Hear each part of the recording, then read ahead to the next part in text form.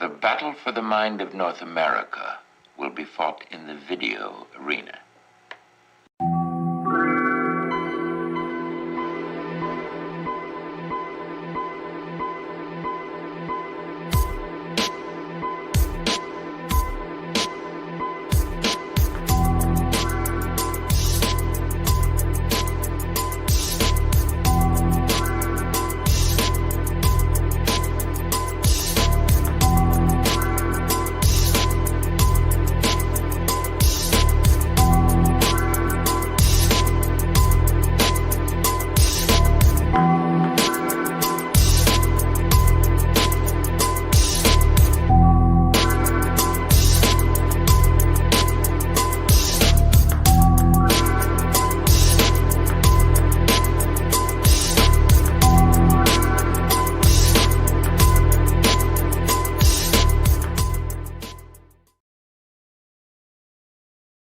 Way to the farthest northern reaches of the province with messages about Alberta independence, why we should be independent, what we look forward to as an independent Alberta. I want to see this whole province plastered with messaging about how important it is that we can influence our own futures. That costs money. Your membership helps, your monthly recurring donation helps. And no, we don't get paid. Your donations, your memberships might pay my travel expenses to go somewhere. But other than that, we do this on a volunteer basis. On May 31st, 2027. One last thing. Where do you suppose Alberta's historically and conservatively estimated $3 billion per year of over-contribution to the CPP goes? Good guess. Right to the Canada Pension Plan Investment Board to invest wherever they decide. So why not keep that $3 billion in our province and invest it where we want to? We could still share it, but not with have provinces. We could share with have not provinces, but we all know who the have provinces are. They just don't really want to go to work, I don't think. The Governor General dissolved Parliament at the request of our new Prime Minister to call for a snap federal election. On the 28th of April, I worked the federal election through the promise of my wife. Thanks, Marilyn. Look what you started. Myself, Pam, and her daughter, Guevara, were tasked with setting up voting stations at Bethany here in Sylvan, as well as Royal Oak Village in Macomb, so seniors could vote. And we then went back to Macomb to count the votes. I was the central poll supervisor, so it was my job to call in our numbers to Elections Canada. So I called in the stuff in our numbers, waved to the people that were still upstairs counting votes, and by the time it took me to walk down the stairs and get in my car, I started it up and I was listening to 660 AM radio, and right away, the Liberals had won.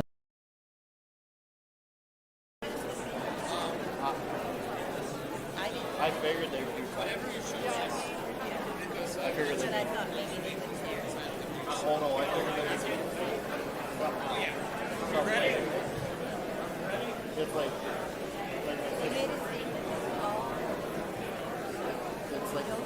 Hello. We're ready to go.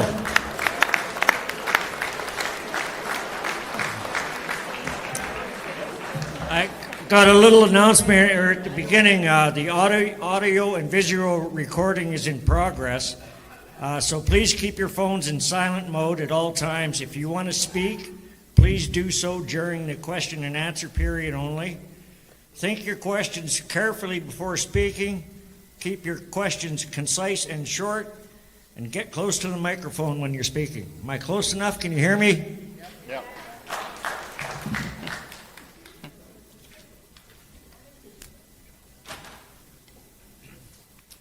Next, I'd just like to introduce the band. First, we got David Parker from TBA. He's on bass guitar.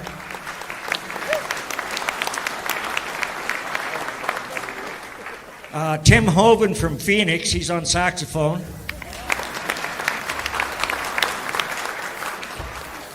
John Hilton-O'Brien is from Parents for Choice in Education. He's on drums.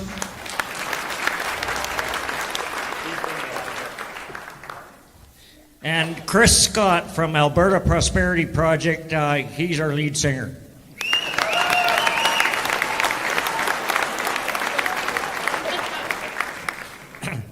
And I'm Bob Seeger. I'm from Ann Arbor, Michigan. Oh, sorry. I'm Wade Collinge from Sylvan Lake.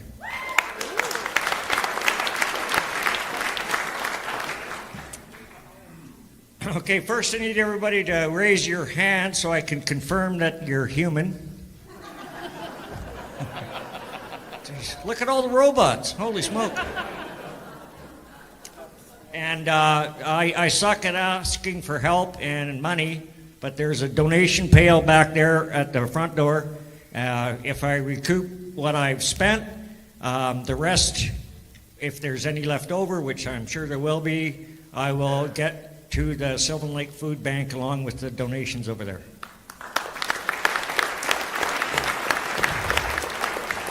And anybody that hangs around to stack chairs later, it's 10 on one of those stands. I heard Chris Barber is in his second day of testimony in Ottawa today, and Tamara Leach is there as well.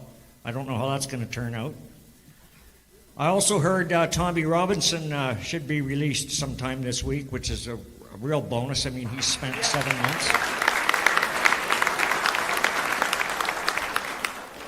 So I've worked in the trades for 50 years, and I was born in the mid-1900s, back when a thong was something you put on your foot. And my English and grammar may be somewhat in the area of offensive, I guess we'll see. But these are my words, my opinions. Nuancing is not my strong suit. So myself and the speakers here this evening are aware that you may agree or disagree with everything or anything for that matter Personally, if my wife of 50-ish years was sitting back in the corner over there, if we agree on 3 things a month, it's a good month. What we believe in is getting out the information so folks can make an informed decision.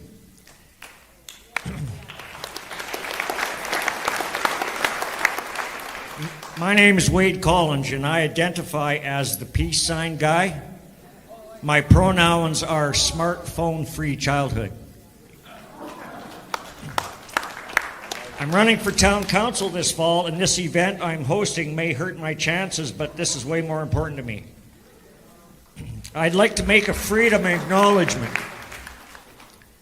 I'd like to acknowledge the more than 650,000 Canadians who fought for freedom in the First World War from 1914 to 1918, which included more than 45,000 Albertans, 2,800 women, 4,000 Indigenous Canadians, as well as all ethnic groups, including Indigenous, European immigrants, Asian, and Black Canadians. 66,000 of these Canadians lost their lives during this 4-year conflict, which included 6,170 Albertans. I would also like to acknowledge the more than 1.1 million Canadians who fought for freedom in the Second World War from 1939 to 1945, which included more than 120,000 Albertans, more than 50,000 women, and more than 4,250 Indigenous Canadians, as well as all other Canadian ethnic groups involved. 44,090 Canadians lost their lives in this 6-year conflict, which included 6,000 Albertans.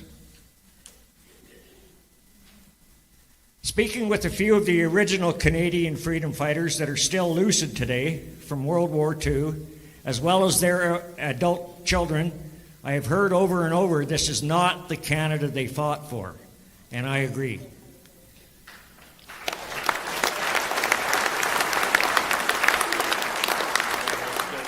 This province belongs to all citizens of Alberta. Some smoke, some don't. Some drink, some don't. Some go to church, some don't. Some are addicts, some aren't. Some are homeless, some aren't. We all have our crosses to bear. We're all Albertans. It's very scary to me to see Guilbeault and Freeland and others still in the federal government who want nothing to do with Alberta becoming treated equally in Canada. I am in with both feet for Alberta independence, whatever that may look like, for the sake of my grandchildren.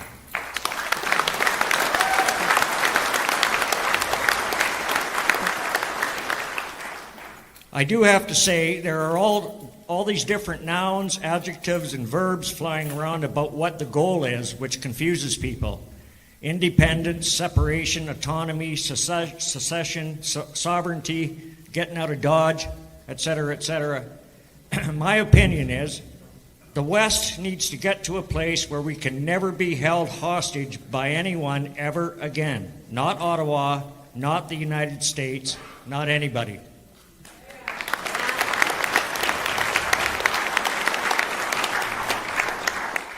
However, after working and owning businesses in the service industry, the truth is, in the immortal words of the best songwriter in the world, in my opinion, Bob Dylan, yes, indeed, you're going to have to serve somebody. I've jumped down many rabbit holes as of late, and all I can say is what a ride. These are what I call fun facts. Maybe some of you know all this information, I don't know, but for those of you that don't, if there is anybody, Justin Trudeau prorogued Parliament on January 6th until March 24th, so the Liberals could elect a new leader. There were around 400,000 eligible Liberal voters. 236,164 Liberal voters were disqualified from voting, mostly due to the verification process, which was marred with a host of problems. This was according to the Liberal folks who tried in vain to complete their verification, and apparently the Liberal Party didn't have enough time to sort that all out, so they couldn't vote.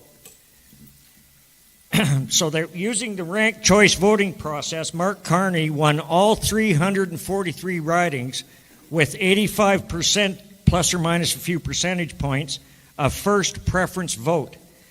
The highest preference vote percentage in Canadian history, Based on current historical data that I could find, there was one in 2022 when Pierre Poilievre won 330 out of 338 ridings, with 70.7% of first preference vote. And so this win for the Liberals has come to be known as statistically impossible, but because it has happened, it's now statistically possible.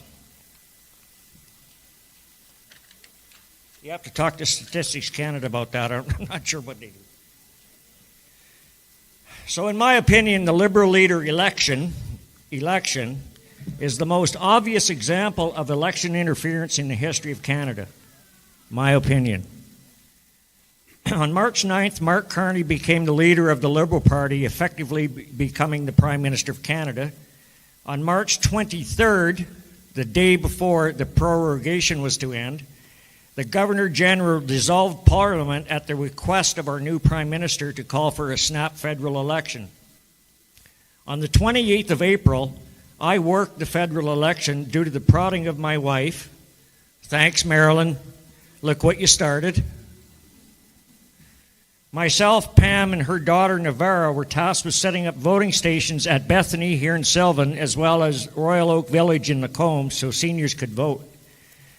We then went back to Lacombe to count the votes. I was the central poll supervisor, so it was my job to call in our numbers to Elections Canada. So I called in the stuff in our numbers, waved to the people that were still upstairs counting votes, and by the time it took me to walk down the stairs and get in my car, I started it up, and I always listened to 660 AM radio, and right away, the Liberals had won. And we weren't even done counting votes yet, and I don't think the polls in BC were even closed yet. And I'm under no illusions. I grew up in Saskatchewan, and I always knew our vote in the West didn't count. But that instance poured about a 5-gallon pail of kerosene on the fire I already had burning in my belly, and I've had enough. In my opinion, our whole system in Canada is poisoned from the top down, and I mean right from King Charles all the way down to the municipalities.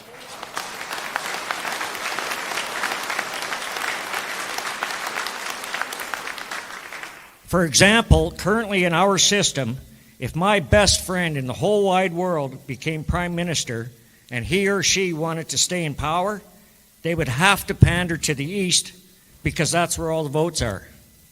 I've had enough. Our so-called leaders of our so-called country have held not just Alberta, but our whole country hostage, including today, 137 days. By the time Parliament is recalled, it will be 141 to 142 days. So you do the math based on 30 days in a month, that's approximately 4.7 months. The hostage taking started well before Parliament was prorogued, like 8 to 10 years ago. I've had enough. Our illustrious leader has decided not to release a budget, essentially giving him full rein to fund the CBC with billions of taxpayers' money, which in my opinion might even be okay if the CBC practiced actual unbiased and true journalism and not just spew the Liberal narrative most of the time.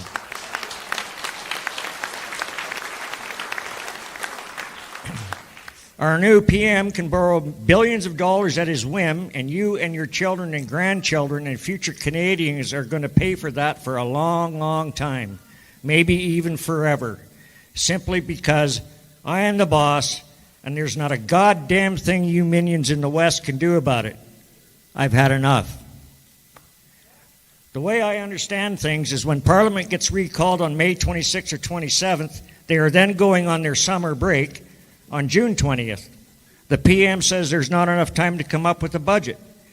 If I was the boss, I'd tell my minions, you guys get to work and you bring me a budget in 2.5 weeks, or first I'm going to cancel your holidays, and if you don't have me a budget in the next week, then you're all fired from the top down. I've had enough.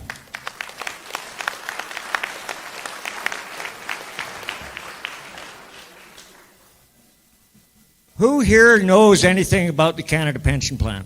Show of hands. Show of hands, who here knows about the Canada Pension Plan Investment Board? Okay, so here's a quick thing. Was another rabbit hole. The Canada Pension Plan Investment Board members are appointed for 3-year terms by the Deputy Prime Minister and the Minister of Finance in consultation with the provinces. Up until December of 2024, the Deputy Prime Minister and the Minister of Finance was one and the same Chrystia Freeland. When I last checked on May 19th, we had a new Minister of Finance, but no known Deputy Prime Minister.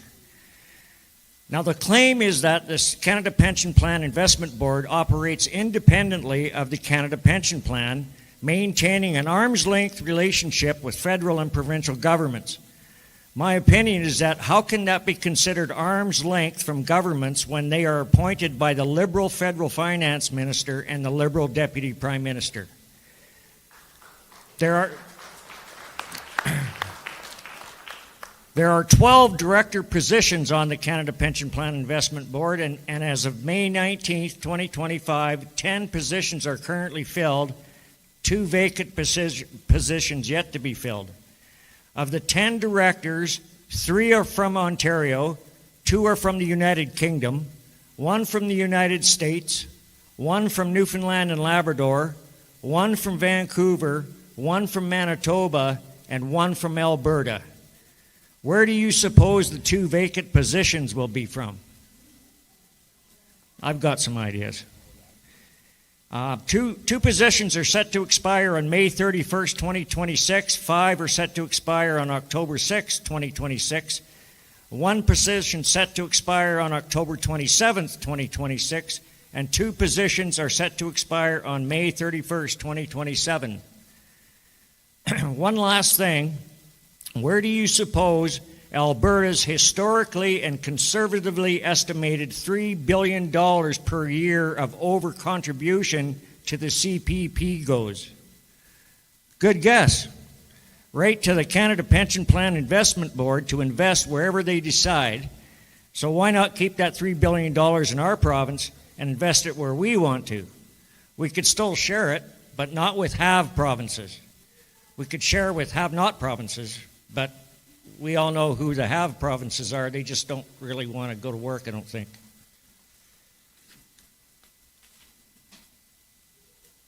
And I just want to say a few things about tariffs.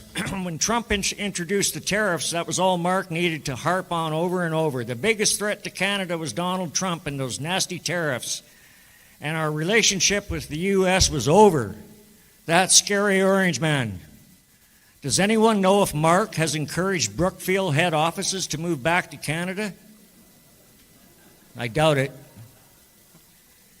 The cries of do not purchase anything from the United States was deafening, and all the while, when Doug Ford, the liberal in conservative clothing, was pulling all the U.S. liquor off the shelves in Ontario, not a word was mentioned about the Chinese tariffs on canola in an effort to destroy Saskatchewan.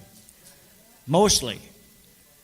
People lined up at Walmart to buy all kinds of goods from China, all the while cursing the United States. In my opinion, it would not surprise me if Justin Trudeau and his advisor Mark Carney and some liberal minions went to China, met with Xi Jinping, and said, gee, this is how it's going to play out. We'll put a 100% tariff on your EVs, and after a while, you put a 100% tariff on canola, and that will help us destroy Saskatchewan. And since we almost have Alberta taken down, when the time is right, you can have your pick. My opinion.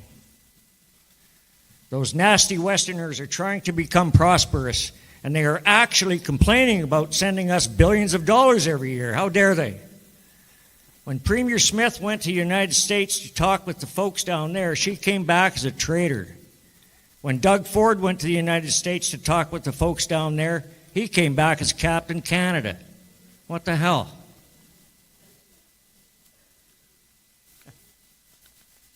Sorry. I'm almost done. By show of hands, how many people are here from Sylvan Lake? Oh, nice. Nice. Thank you. Thank you all for coming. It's great. There is the Courage to Listen, which is building a framework for a sovereign Alberta. Don't shoot me. But it's going on in Calgary on the, when is it? The 25th of June. And I like to hear all the opinions and all the information in my own ears, so I'm going to that. And just to let you know, the Justice Center for Constitutional Freedoms, they're having another George Jonas Freedom Award. I was down there when Ezra Levant got his award. Tamara Leach and Dr. Jordan Peterson have gotten their awards. And in September of this year, pretty sure it's September, just let me double check. Yeah, September 19th of this year, the keynote speaker is going to be Theo Fleury, and Dr. Francis Widowson is getting that award. Yeah, so I guess thanks for letting me blather. So our first speaker tonight is Tim Hoven from Phoenix.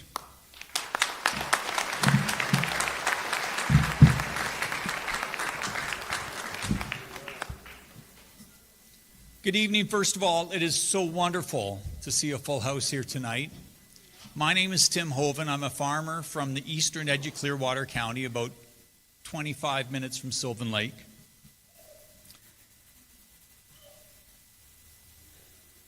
There is only one way out of the situation that Alberta finds itself in right now. We have had 10 years of liberal rule, and in fact, we've had 150 years of federal rule out of Ontario and Quebec, and Alberta finds itself at a crossroad. And I shouldn't say Alberta, but Albertans. We, the people, find ourselves at a crossroad right now. There was a report that was leaked out of the Prime Minister's office about 3 weeks ago. It was all about what they call social mobility. And can a poor person work hard and move up to become middle class? And can middle class people work hard and become upper class? And in that report, I don't know how many of you have seen it. It's 8 pages. You can get it off the internet. But it forecasts a very, very bleak future for Canada. It said there is no way that young people will be able to work themselves out of poverty. There is no way they can improve their own lives. The only way people will improve their economic place in this world is when their parents die and they get an inheritance. Now, if you want to talk about a bleak future, that's about it. But it gets even worse. It talks about food prices, and it said in 2040, a significant portion of the Canadian population is going to have to forage for food in public places and hunt on crown lands in order to survive. So effectively, this Liberal government has taken us from being a proud people to being hunters and gatherers once again. And it's not random chance. It's not a bad roll of the dice.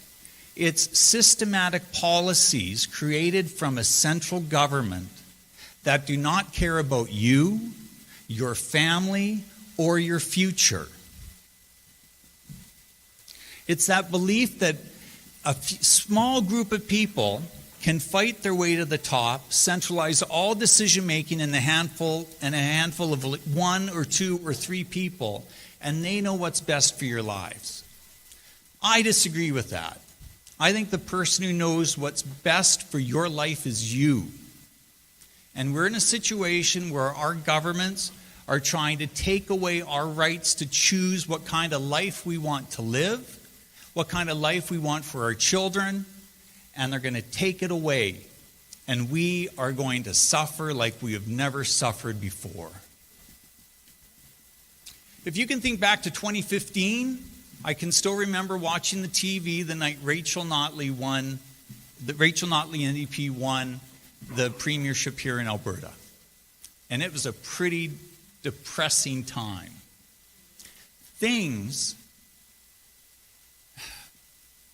When you think about the journey of the last 10 years, I think back to the man that I was, or I should say the boy that I was back in 2015. I'm a little embarrassed to even say I was that person. I was naive. I had my head up in the clouds. But through 10 years of Liberal rule, 4 years of COVID with our own provincial government, I've changed a whole bunch. My wife in the back can probably attest to that. And I think every Albertan in this room is going through the exact same thing. We are not the same people we were 10 years ago. We are a transformed people. The way we view our neighbors, the way we view our governments, we're different. We're not a defined racial group like the Japanese. We're not a specific tribe like some of our First Nations. But we are a different type of people. We are a new type of people, united by the way we want the world to be, not by the way it was in the past. I'm sure everyone's here has seen the movie Forrest Gump, right? Right? It's a good movie, but when you think about the point of the movie, it's actually really, really bad. If you think to that first scene with the feather floating in the air, right? And the point of the movie is that the universe goes in such a way that whichever way the feather blows in the wind, that's going to be best for you in your life. Now, can you imagine running a business, just letting whichever way the wind blows dictate your business? You'd be broke in about 3 weeks. And we've been running our lives like that, just letting it go, and we'll see what happens. I'm sure it'll work out fine in the end. But we need to choose the path that we want to go down.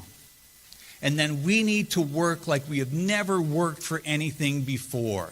Because our children are important, our grandchildren are important, and their future depends on the actions that we are going to take over these next 18 months.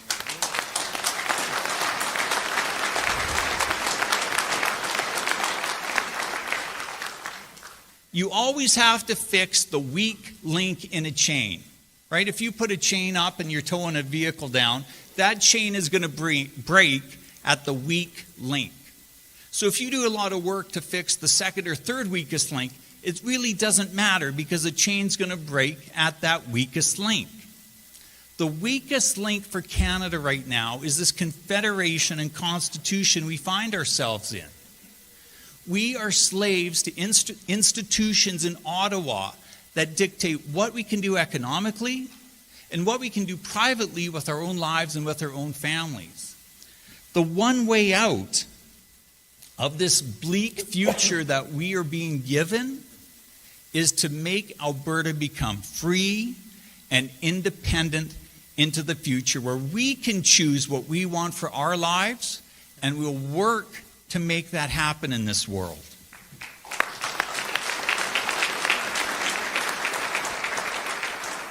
So the primary question that I want everyone to think about when you're putting your head on your nice soft pillow tonight is, do you want to be free, or do you want to be a slave to these institutions that have ruled over us for 150 years? Because that is the question. And if you want to be free, there's no easy way to make that happen. There's no free rides. Everyone in this room, to make that a reality, is going to have to work harder than we ever have before. I'm calling this little, I don't even know what to call it, movement that I'm working on the Phoenix. How many of you are familiar with the story of the Phoenix? It's a mythological bird from ancient Egypt, if you can believe.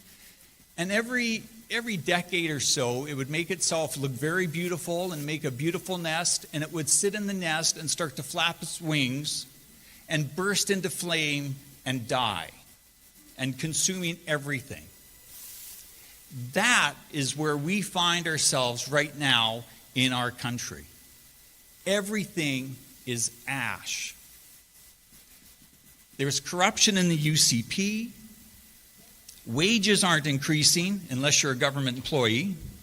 Rents are astronomical. The price of food is unbelievable. The freedom movement over the last 4 years went from its height to kind of being an ash itself. Our criminal justice is horrible. Everything is broken. The only thing that isn't is the fact that we can get a couple hundred people in a room like this on a Thursday night. That's the one good thing we have.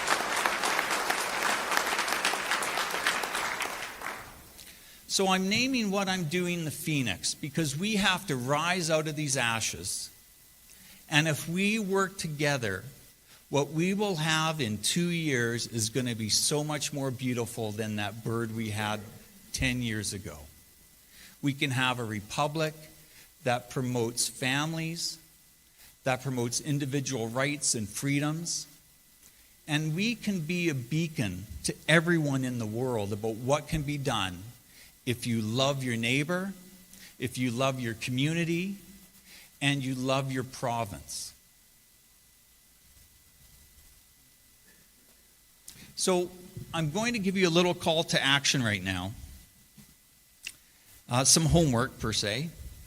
The first thing I want you all to do is when you get home tonight or tomorrow, email your local politicians at a municipal level and ask where they stand on independence. We have a municipal election coming up in October of this year. Voter turnout at municipal elections is about 30%. It's pathetic. So we find ourselves with an opportunity where we can get nationalists. We're trying to find a word to define what we're doing. I like nationalists because we're not separating from something. We are building a new nation. So we need nationalists to stand up and run for municipal council. We need enough people asking these questions so that it is the defining issue on that October ballot. There will be a time, with all the work that the Alberta Prosperity Project is doing, there will be a referendum probably in the next 18 months. And if we do not have the right people on all of our councils, what's going to happen is when that referendum's called, the City of Edmonton and the City of Calgary are going to spend $20 million promoting the stay side. And if the town of Sylvan Lake doesn't elect nationalists to sit on their council, the town of Sylvan Lake is going to have a campaign to say stay. We need to get the right people elected in the right positions so when that comes, the town of Sylvan Lake can say it's time to go. And they will have an ad campaign to educate their citizens on why that is the best thing for the families that live in Sylvan Lake.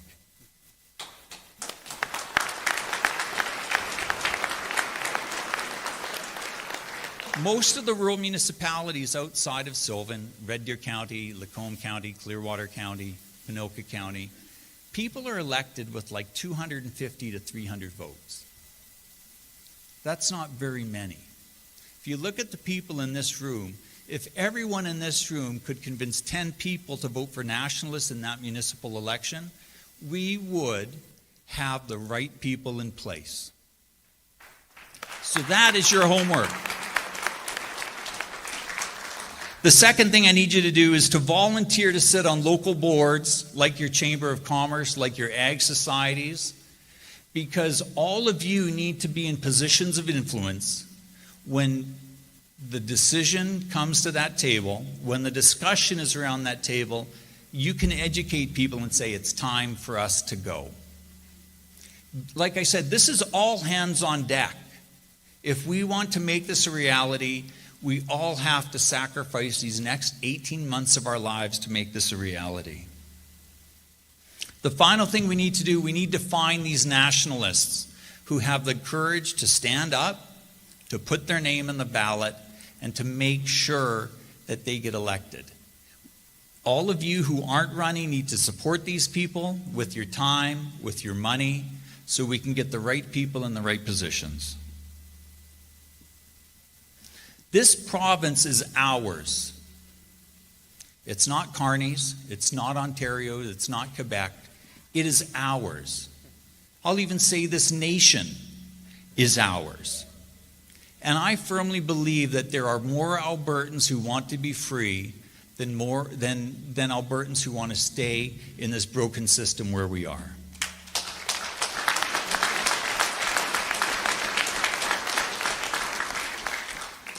We have one chance to make this happen. If we cannot win in October, if we can't organize and get enough people in positions of authority, I really struggle to think we'll have the organizational skills to win that referendum. So the work starts today. Thank you very much.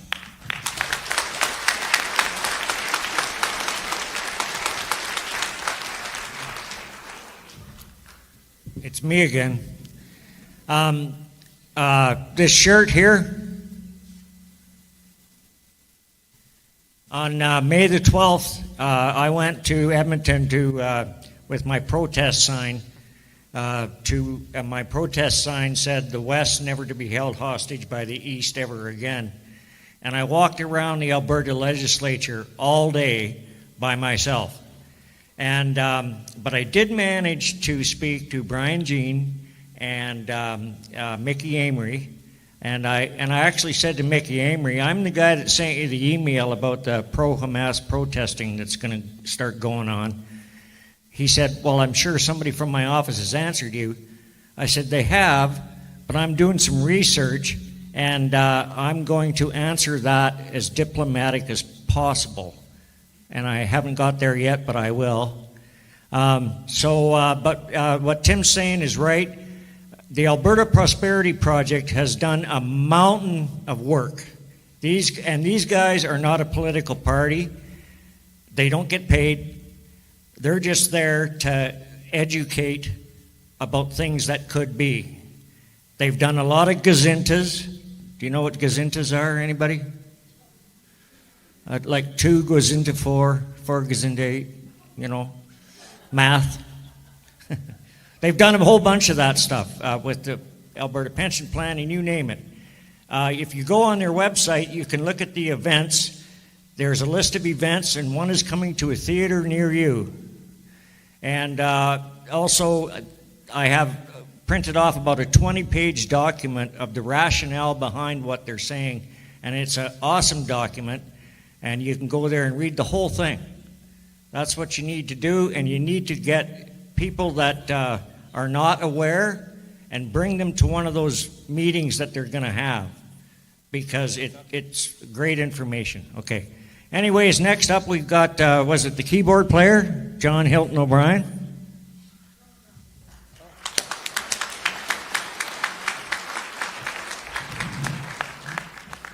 Thank you, Wade. And thank you very much for organizing this shindig this evening.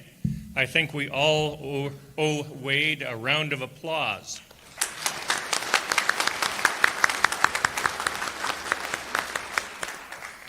Now, I'm sort of the odd man out here because I'm not actually here to talk to you about independence, but I am here to talk to you about practical politics. And I want to talk to you about the importance of the school board races that are happening this year. Now, my name's John Hilton-O'Brien. I'm one of the people who formed the original Wild Rose Party. I was on its founding board, and I served my term as president. I've also started successful businesses and homeless shelters. I'm a philosopher by education, and by trade, I'm a social worker, one trained in community methods by one of Saul Alinsky's disciples. 13 years ago, I helped to start Parents for Choice in Education, or PCE. That's our banner in the back. And I wound up as executive director 4 years ago. Now, Parents for Choice in Education is the most successful parental rights organization in Canada and perhaps on the continent. Alberta's passed a lot of legislation about parental rights recently, and our fingerprints are all over it. We've run mass protests that possibly helped to dethrone the NDP back in the day. We've intervened in court cases, and we have gotten many, many things done in policy in this province. So when I talk to you about politics, and school board politics in particular, you can take it for granted that I know what I'm talking about. And the first thing I want you to understand is that our enemy is complacency, and we have a lot of it. For 45 years, this province was governed by a single party. Only 2 other jurisdictions in the world share this distinction, Mexico and India. For decades, you could be elected as a member of the Legislative Assembly of Alberta if you had the right brand. We could elect a cow if it had the right brand. And sometimes we got used to hearing a lot of mooing from our legislature. So if we find that we're not winning elections against progressives, it's not that the progressives are cheating.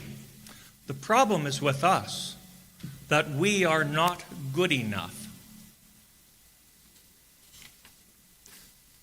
So underlying all of this is a big problem. You see, we elect ministers, we elect trustees, but they're not the ones calling the shots, are they? Ministers are advised and often overridden by bureaucracies and by unions. Trustees are often overwhelmed by policies handed to them by superintendents who could pretty much bring them in wheelbarrows if they wanted. So instead of parental authority in our schools, we get a government of experts, of agencies, commissions, and activist non-governmental organizations, or NGOs. They don't need to get elected.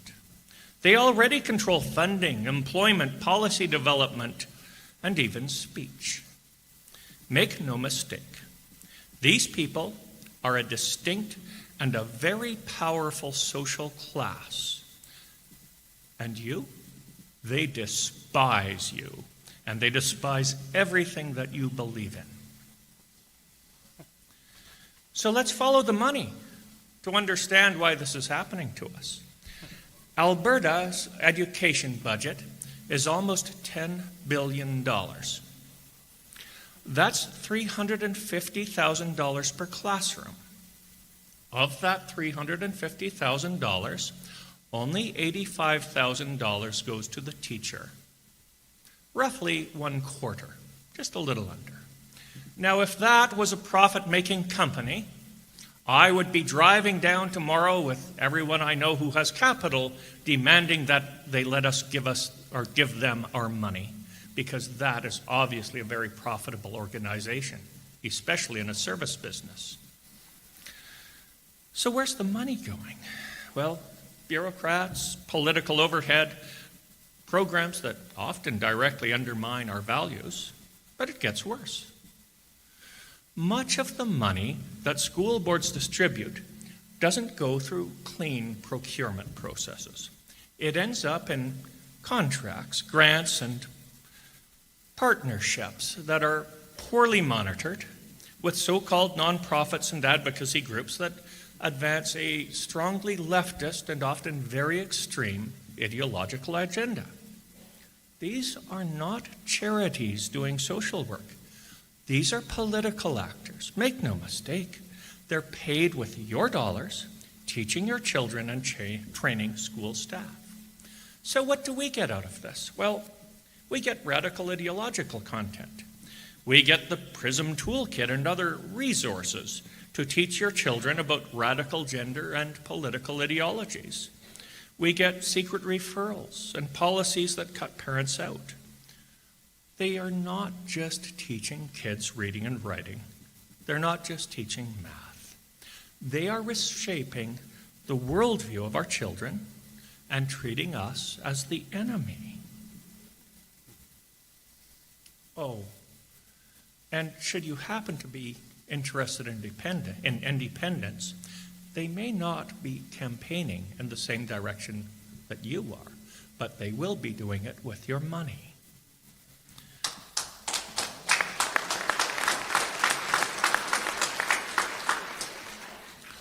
Now, we do have MLAs and town councils and school boards. And the progressives work very hard to capture them. How hard, you ask? Well, during the last school board elections in 2021, the Alberta Teachers Association spent over $1 million as a third-party advertiser. Those are rookie numbers in this game. A consortium of Calgary public sector unions spent nearly $2 million to control every seat on Calgary's town council and every seat on the public school board. A public school board whose budget is worth north of $1 billion a year.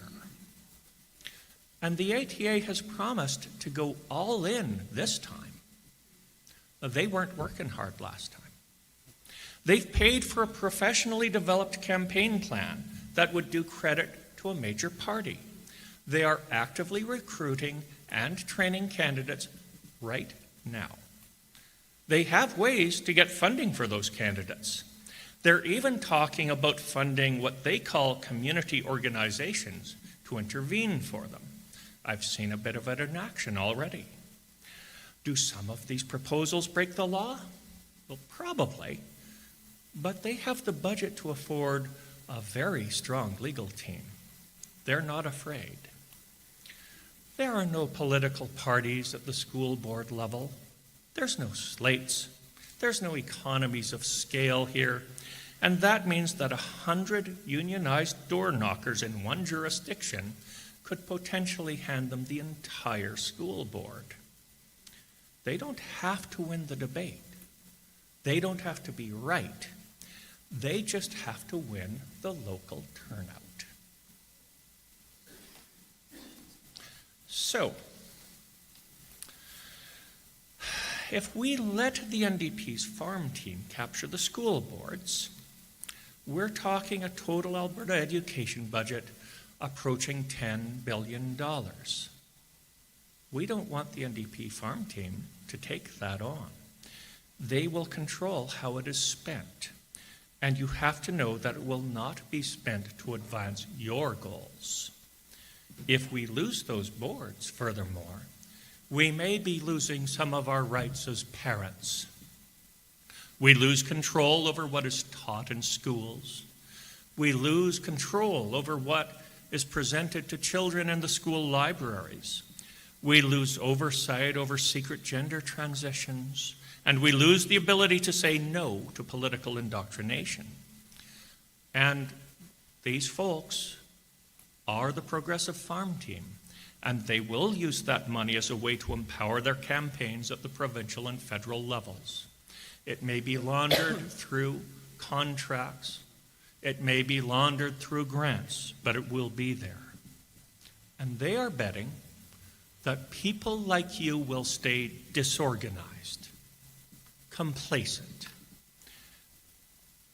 distracted, that will chase issues we can't control while they take over the one thing that matters, our children. Now, in 2021, PCE ran a few workshops on electioneering shortly after I stepped into my current role. Out of the people that we trained, 12 ran for office and 4 gained their seats. This is pretty good for a first outing. This time, so far we have trained 250 people and a bit more.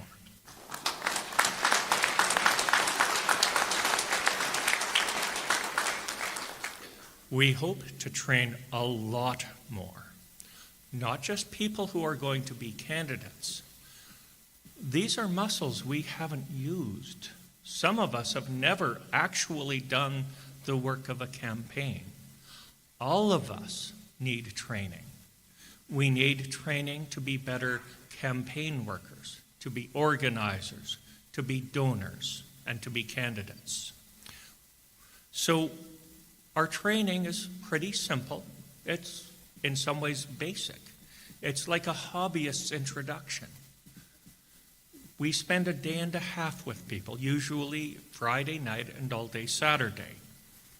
We include a textbook so people will literally be on the same page afterwards. We teach people about the mechanics of campaigns, how to design and to deliver messages effectively, and how to choose what messages you should focus on. And we help people to make connections, how to find donors, host events, and find campaign services when it's best to pay for them. It's a powerful counterpoint to the unions. And the more funding we can get, the more we'll do. If we get enough money, we'll even register as a third-party advertiser so we can start countering the ATA's ads.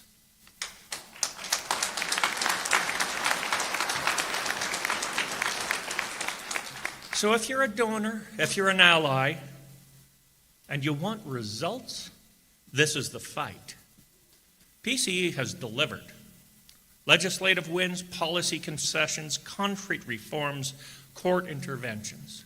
But organizations like us only work if they have the funding to get staff time, to help to foot legal bills, to publish. And this year is critical. We need the ammunition to go to head with union dollars. Help us train the candidates. Help fund candidates and third-party campaigns. Support the infrastructure that wins elections. It's the only way we can counterbalance the vast union money that's going to go into this. Now, if you're a freedom fighter, if you're an independence activist, and you want real autonomy, this is the place to start. Winning trustee elections is how we begin to take back our communities. We're not shouting into the void, we're running campaigns. You need to get some experience winning elections, rewriting policy. Even if your goal is Alberta independence, as Tim said, it has to start with reclaiming your local institutions. That does include town councils, and it includes your schools. And you can take those skills that you learn from working on school board and municipal campaigns, and you can apply them elsewhere. Would you like a better outcome on a provincial or federal campaign? This is how you learn the skills. Do you want to have a successful referendum?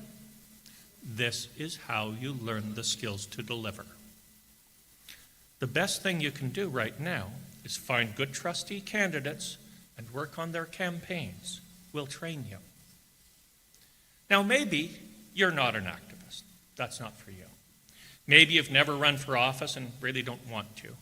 But your children, your grandchildren, they're being shaped by a system that no longer answers to you. You don't need to be a radical to see what's wrong. You just need to be willing to act. You need to vote, that's true. But it is not enough. If all that democracy means is making a check mark every 4 years, that is not much of a democracy. So I say to you, volunteer, donate, get involved, work on campaigns, and maybe even become a candidate yourself.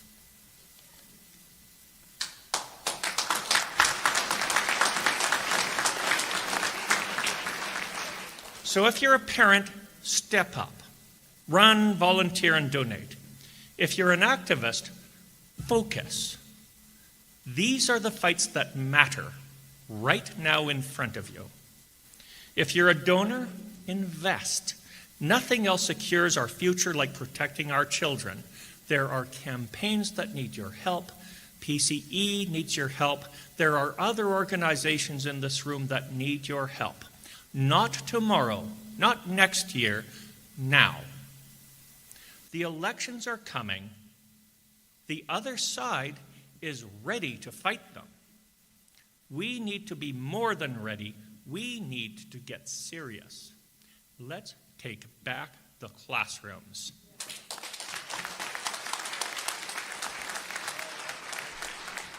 I'm not scared to put my name and face on stuff, so. Our next up in the band, we have Mr. David Parker.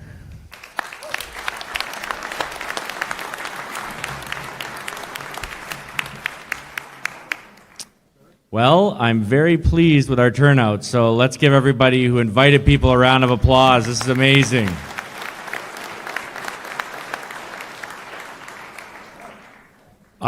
When we decided to start calling these meetings, I started holding Zoom meetings about a month and a half ago. This all started because I called up Tim and I said, we need each other. One of the things that's happened in the freedom movement is that people have turned on one another, and there's a lot of infighting, leaders claiming things, people spreading rumors. You may have heard some about me. You may just not like me, or you may like me. You're here, so we'll see.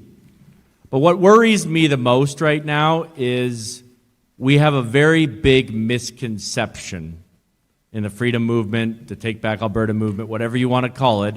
And it's this idea that we need to follow a leader. I need to stress this very deeply. If you are looking for any leader to solve your problems, we're done. It's over. Okay? I don't care if it's Danielle Smith, Pierre Poilievre. I don't care if it's Alexander the Great. Okay? If you think that a leader is going to be able to fix a systemic problem that goes right to the root of our society, then you're lazy. That's what it comes down to. And that's why I'm here today, is to tell you that the time is running out. I love that we have 3 different organizations, 4 if you include Take Back Alberta, on this stage. Now, some people say, well, everyone just needs to get together. They all need to do the same thing. What's wrong? Why can't everyone just do one thing? Here's the simple answer to your complex problem. There is no simple answer to your complex problem. And if we only have one organization running around this province trying to do something, we will fail. Now, I am very good friends with Mitch Sylvester. Okay, he's now the head of the Alberta Prosperity Project. And I want to tell you a little bit of the miracle that he's been working and what we can do to support that, but also what you need to do if we're going to win this. So Mitch and I, about a year and a half ago, decided that we wanted to run a tour of 100 stops across the province on the Alberta pension plan. We began putting the plan together. Some of you know Nicole. She's been at almost all the meetings. She was my executive assistant at the time. Now she's helping with the Alberta pension plan and the Alberta Prosperity Project. But then you may recall that I made a post on Twitter that made a lot of people very angry. It had to do with Pierre Poilievre and his wife, and a lot of people decided that I was too risky to follow, and it was a long, hard road to get back here. But I'm very glad that happened, because that forced Mitch Sylvester to do 87 meetings across this province, and he has now built the largest political organization in the entire province in the Alberta Prosperity Project.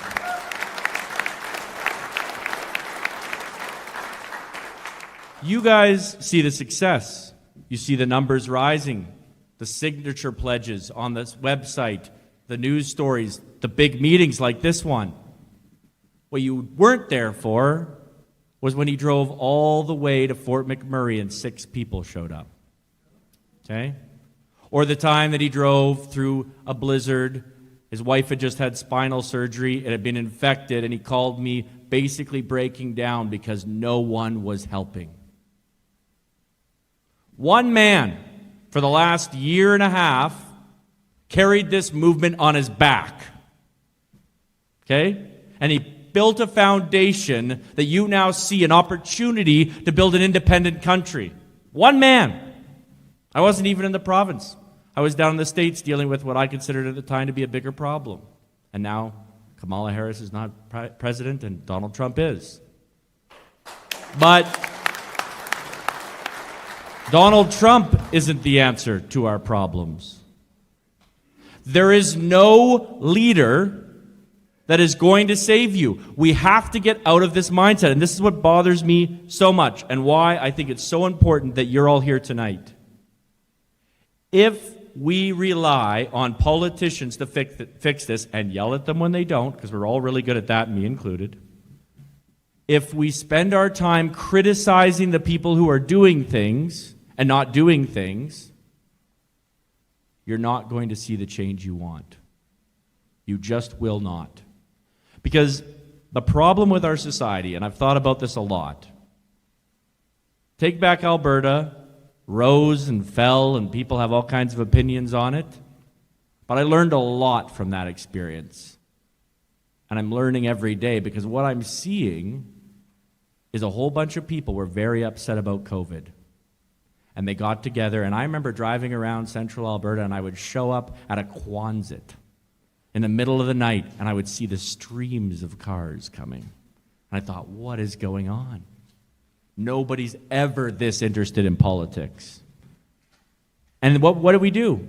We got together, we got rid of a premier, we put in a new one, we took over the board of the United Conservative Party, and then people were like, okay, I guess Danielle's going to fix everything now. Right? People began to think that they didn't need to do anything anymore. I was driving out here with my mom earlier, and she said something that I think is very profound. She said, people just want to go back to normal. They want to believe that that was just a thing that happened, and now we can live our lives again.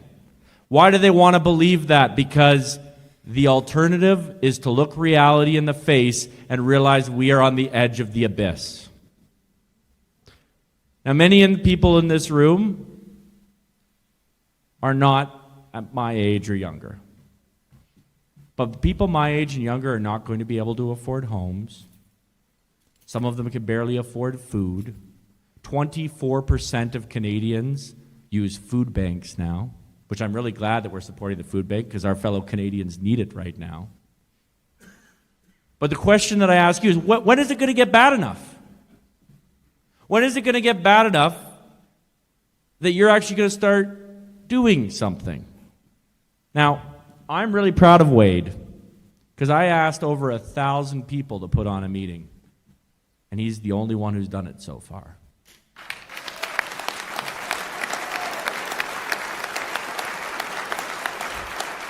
You're here because one guy got on a call, and sometimes we'd have those calls and there'd be 4 people on the call. 4 people that wanted to do something. 4 people that would take, it was usually about 30 minutes out of their day so that I could tell them what the plan is and they could execute it. And that was, I will be honest, very discouraging for me. Almost as much as this is so encouraging to me. You're here. You're listening. But you need to all be weighed. Okay? We need to be holding events every night in this province. There's this misconception that someone like Mitch can get these signatures and then suddenly we're going to have a referendum and we're going to win it. You have no conception of what they are going to throw at us to stop this. The Canadian government, the Alberta government, the unions. The only tool we have in our toolbox is making this too big to rig. That's the only way. And we cannot make this. And we cannot make this too big to rig if we spend our time online talking about how we feel about our leaders. I'm sorry, you've got to wake up. They don't care about you. You need to do this. So, what are we asking people to do? It's pretty simple. We need 10,000 Albertans who are willing to put in the work to save this province. That's it. People say, only 10,000? Yeah, only 10,000. There were less than 15 people that were heavily involved in organizing meetings for Take Back Alberta. They were the ones that were putting in 8-hour days every day. 15 people. And many of you showed up at those meetings that were put together. Bonita was one of the biggest organizers in the province for that. Thank you, Bonita. I need you to be those people. I need you all to be weighed. Because I don't have the time, they don't have the time to save this province on our own. And I tell you, I know this for an absolute fact. Mitch doesn't have the time. He's already speaking every night right now. There were 300 people at his last meeting in the far north. He's in Lloydminster tonight. He tells me there might be 500 people. But in politics, in this country, and particularly in this province, we like to give the work to others. We say, oh, a leader. Well, why don't you go do this thing? This great idea I have, leader, go do this. Right? I can't tell you the number of times I've got off a stage and people have come up to me and told me what I need to do. Happens almost every time. And you know what I almost every time say to them? That's a great idea. You should do it. I'm already out here doing everything that I possibly can. So what do we need from you? I need you to become truly engaged. Not an hour a week, not a meeting a month, not sharing posts on Facebook. All of these are important, but I need you to realize what you're up against. And what you're up against is a system that wants to crush your entire way of life. The things that you have valued in your life, these are not the things that our enemies value. And there are people, I see them in this room right now, who are giving everything they've got to do this. But it's not going to take APP. It's not going to take Parents for Choice. It's not going to take Phoenix. It's not going to take Back Alberta. It's going to take every single one of us working together. That's what it's going to take.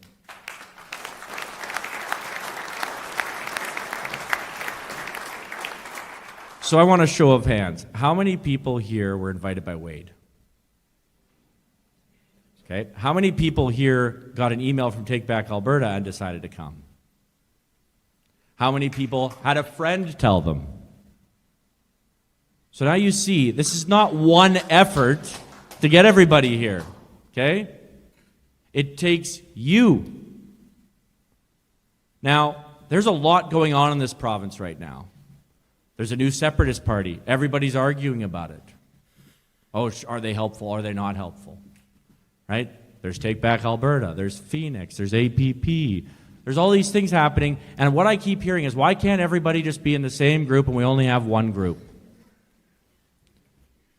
Do you know how stupid that is organizationally? Right? How absolutely idiotic it is from a political perspective to have only one organization. Well, that makes it pretty easy for our enemies, doesn't it? They take out one leader, cause chaos in the organization. Maybe they did it to Take Back Alberta. Who knows? And then suddenly, the sheep scatter. You know who doesn't do that? The left. They have an organization for everything. They got an organization for the lesbians. They got an organization for the gays. They got an organization for the Muslims. They got an organization that organizes people with kids. They've got an organization that organizes the elderly. They have an organization that does everything, and yet somehow they're getting all the wins and we're getting all the losses. It's because they know how politics works and we don't. How often have I said that the number one sin in this country is apathy? Right? That is what it is. And it's not the apathy of the woke social justice warriors. They're not apathetic. They believe and they're showing up. It's funny that John mentioned Saul Aglinski, because many people here know who Saul Aglinski is? Not many.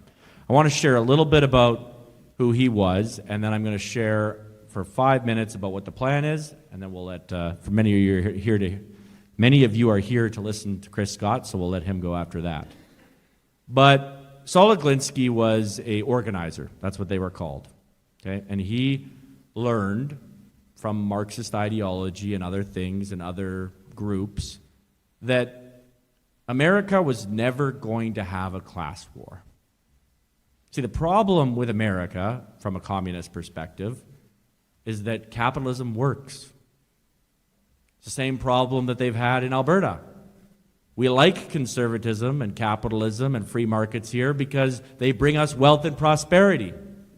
When I was growing up, when you graduated from high school, if you went up to the rigs, you could buy a F-150 with cash and buy a house by the time you were 21.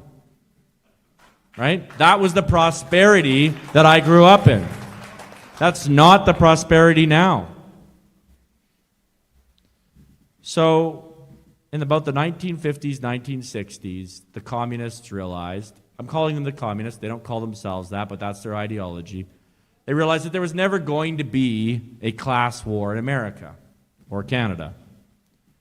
So they decided to go a different route. They went to the race route and they went the sexuality route. They decided to create conflicting subgroups of a nation based on identitarian politics. And they organize around identitarian politics. So Saul Alinsky wrote a book that I've actually read, and he dedicated it to the first rebel, Lucifer. Okay? And his idea was that to truly have the communist revolution that left-wing people truly want, there was one thing lacking: organizers. So what did he do? He wrote a book, a manual called Rules for Radicals. And I've read that book, and the system works. And then for 50 years, people have been trained in this book, in this methodology, in this way of organizing on the left, and they have taken over almost everything. They've taken over your hospitals. They've taken over your justice system. They've taken over your schools. They're taking over your churches. And they're doing it systematically. And they're also doing it quite easily because we're not showing up. In fact, we didn't even know we needed to show up. We thought if we worked hard and we provided for our families and we gave to our church if we were so inclined, or to the food bank or to charity, and we raised good children and we had a good life, that was really all we wanted. That isn't all they wanted. They wanted their ideology to be made manifest in the world. So, we have a lot of catching up to do. The good news is, there's still a small fringe minority with unacceptable views. There's not more of them than there is of us. But your children are being taught that if they're white, they're evil. Your children are being taught about sexuality in elementary school. My cousin lives in Ontario, and his daughter, who's a Christian, 14 years old, was sitting in class, and they forced everybody to make pride banners, and they were going to have a pride parade in the school. When she said that she didn't want to do this and that it was against her values, the principal came down to the class and yelled at the whole class and said, "This is why it's necessary. Because you're bigots." This is what we're up against, folks. Now, what are we going to do about it?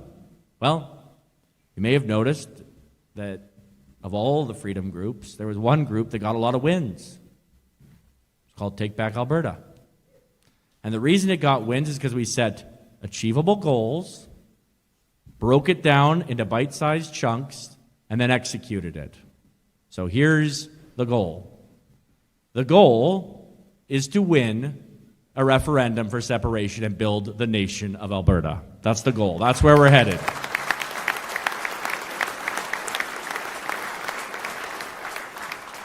But that goal is not simple. That goal will not be accomplished by one group, and it certainly won't be accomplished by a leader. It has to be accomplished by the people of Alberta. But there's a problem. Most of you have absolutely no idea how your political system works. And if you read the news, that doesn't mean that you understand your political system. That just means you understand the outputs of your political system. Now, that's not your fault. They don't want you showing up. They don't want you engaged. Canada is a peasant culture. There's the rulers and the peasants. And the rulers don't want you caring about politics. Just live your life. But we now pay more taxes than the Jewish slaves did in Egypt. So when they said that they were slaves, they had to pay 25% of their labor to Pharaoh. Wouldn't that be nice? Right? That sounds like freedom. If we're going to do this, and I want to do this, and I'm going to throw myself into this, and I hope you guys are too, but if we're going to do this, it's going to take the kind of uprising that we've never seen before in this province. But it's not going to be a convoy. It's not going to be a protest. It is going to be an education. Now, you don't learn from reading. Sure, you get information, but to truly know how to do something, to become good at it, to be ingrained in it, to become a master of something, there's only one path. You have to do it over and over and over again. Now, we have the most important vote in Alberta history coming up in the next 18 months, and we do not have enough people to win. That's the truth right now. We do not have enough people to win. However, you may have noticed the polls are changing. The Alberta Pension Plan, Alberta First Pension Plan was what the organization that Mitch started. When it started, support for the pension plan in Alberta was 33%. As of today, according to Janet Brown and the government of Alberta's polling, it's at 55%, right?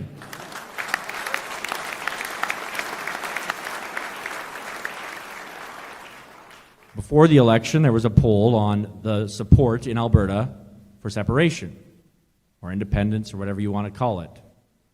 When that poll was conducted, about 28 to 30% of Albertans said that they would support becoming an independent country.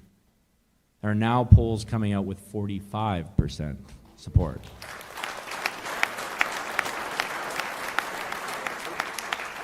Now that's all well and good, but how did that needle get moved, and how do we keep moving it? Okay? The answer is one thing: recruitment. Organizers get people in rooms.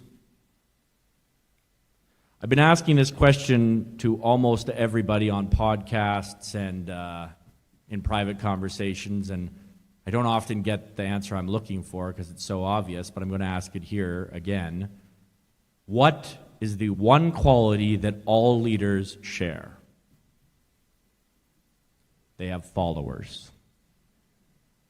Every single leader, they're not a leader if they don't have followers. They might think they are, but they're not. And to win this, every one of you needs to create groups of people who are following you into this battle. It's not going to start with rooms like this. It's going to start in living rooms. It's going to start with people gathering their friends and family and laying out a very simple plan. Just like we did with phase 1 of Take Back Alberta. Does everyone remember what the plan was? Buy a membership, spend $100, and drive to Red Deer to vote out Jason Kenney. It was a 3-point plan, and it worked pretty well, I might say. But we need more plans. We have an elephant before us. And how do you eat an elephant? One bite at a time. Exactly. Thank you, Bonnie. One bite at a time. So what are the bites? Well, we could all rush towards the referendum as a disorganized mob and get slaughtered. Or we could realize that politics is not binary. It's not about one win. It's about growing and building and learning. How do you get good at something? You do it over and over again. So, the most important vote's coming up. But we don't have enough organizers in this province to win it. How are we going to get more organizers? We're going to train them. And we're going to train them by doing. You may not particularly care about municipal politics. You may not particularly even care about schools and school boards. But you need to learn how to be organizers. One of the things that I encouraged people to do all the time with Take Back Alberta was to get on constituency association boards. How many people here are on constituency association boards? Awesome. 5 or 6, 7 or 8 of you? I'll ask a question that I ask a lot. Okay, how many people think horrible things are happening in our libraries? Raise your hands. How many of you are sitting on the library board? Look around. Oh, we got one back there. 2.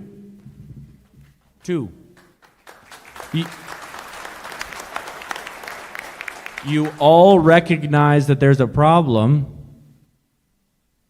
2 of you are doing something about it. We need more organizers. We need more people sitting in these positions. We need more people winning these positions. So, this is the plan. I need every one of you, or anyone who's willing, to hold a meeting and invite 10 people. If it's only going to be 10 people, we'll do it on Zoom, and I or Tim or someone else will show up at that meeting and we'll lay out the plan. We'll talk about it. We'll answer questions. We'll do whatever it takes to convince people. If you think you can get more than 10 people, maybe you think you could do like Wade did and get 200 people in the room. Now, again, you don't have to get the 200 people in the room. Take Back Alberta has a list of 40,000 people across this province, and every email we send out, 10,000 people open it. So if you want to hold a meeting, we will invite people to your meeting. APP has a list of 240,000 people. If you want to hold a meeting, we will invite people to your meeting. You do not have to do all the work of inviting everything. But what you do need to do is step up like Wade did and say there's going to be a meeting here. Because that's what it takes. So what I'm looking for, what we're all looking for on this stage, is more people willing to join the fight. All 4 of us have been fighting this fight for years. I've now been served with $140,000 worth of fines from Elections Alberta for these meetings. I was in my house having a late breakfast one morning, and I got a knock on the door. I just got served another $20,000 fine for bringing Jordan Peterson to Red Deer. Why? Because he said he didn't like Rachel Notley on stage, and that is elections advertising, apparently. Weirdly, none of the unions who talk about Danielle Smith and me in their meetings ever get accused of doing elections advertising at those meetings. You're not going to get through this easily. Don't think that this isn't going to be scary and they're not going to come for you. But if there's a lot of us, if there's more than one organization, if there's people doing their part all over this province, eventually they will not be able to stop us. So I'm asking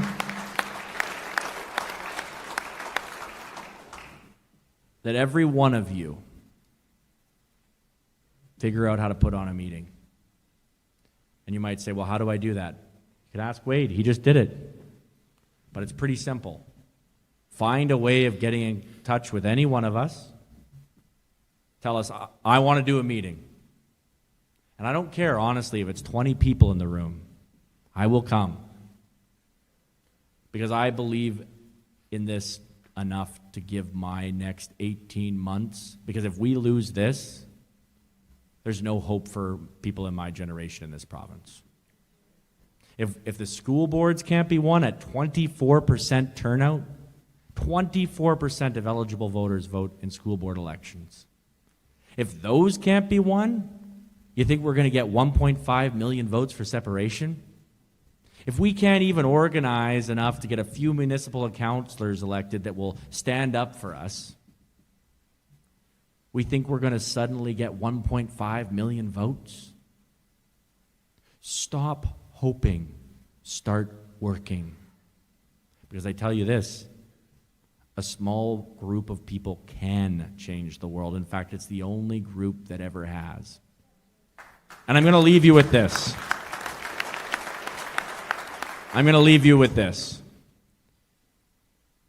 When did we stop dreaming? When did we stop believing that better was possible? When did we start being so afraid of change? Now, I know the people in this room are probably not the ones that are afraid, but this society you live in is terrified of anything beyond the status quo. The problem with the status quo is it's collapsing around us. I went to the grocery store to buy what will probably be, 5 days of food for my family, 5 days of food for my family, and it cost $140. I remember when you could get a full heaping cart for a week's worth of food for 5 guys that I was living with in a townhouse for $90. People are going to die because of these government policies. And if we don't get out, Alberta is going to get dragged down with them. All throughout history, nations have been built. It's happened thousands of times. It's actually not that crazy of an idea. Yet we've been so beaten down that we pay higher tax rates than the slaves in Egypt, and we do nothing. Start believing that things that have happened 1,000 times in the history of humanity can happen here. We can build a nation, but we have to do it. There is no leader coming to save you. Thank you.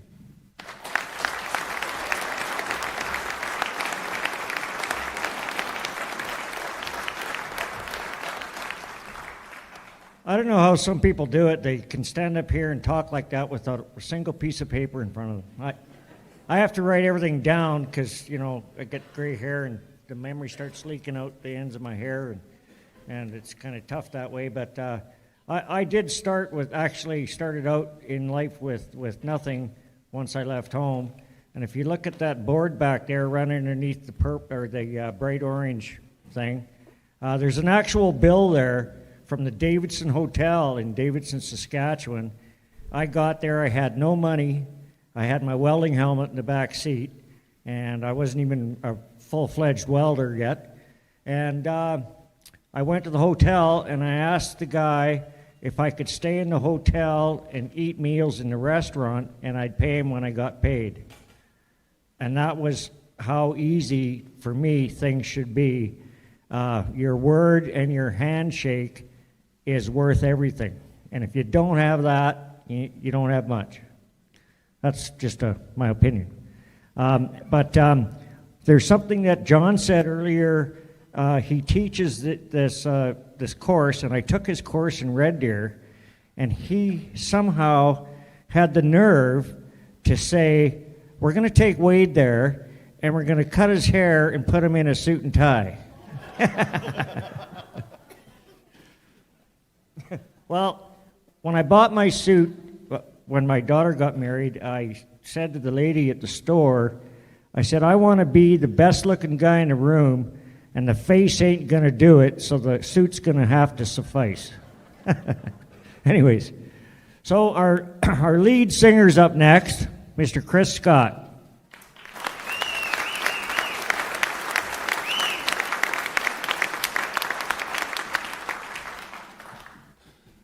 Well, I believe that concludes our time. Thank you, David. Just kidding.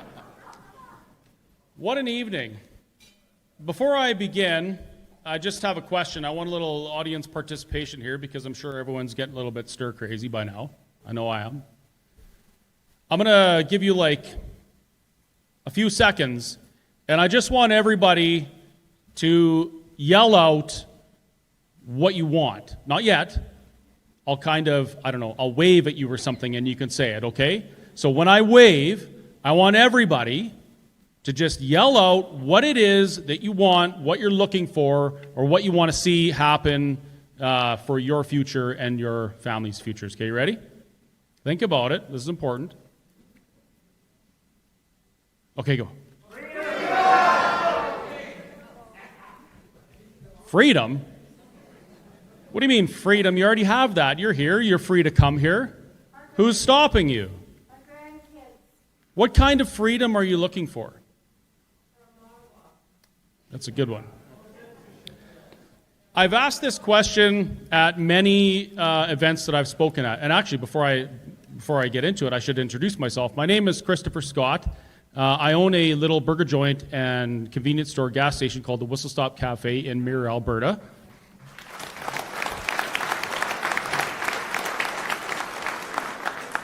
I see most of you have had my hamburgers. Thank you. And I never wanted any of this. As a matter of fact, I bought that business simply as an investment. It was kind of my exit from the Alberta oil patch. I was sick and tired of government policy interfering in my prosperity. I was in the oil patch for 20 years. I kind of still dabble a little bit in oil field stuff. But I was in the oil patch for 20 years as my bread and butter and experienced, 5, 6 downturns in that time. And anyone else that's been in the patch in Alberta, you know exactly what I'm talking about. And it all happened when the government did something boneheaded that I didn't agree with.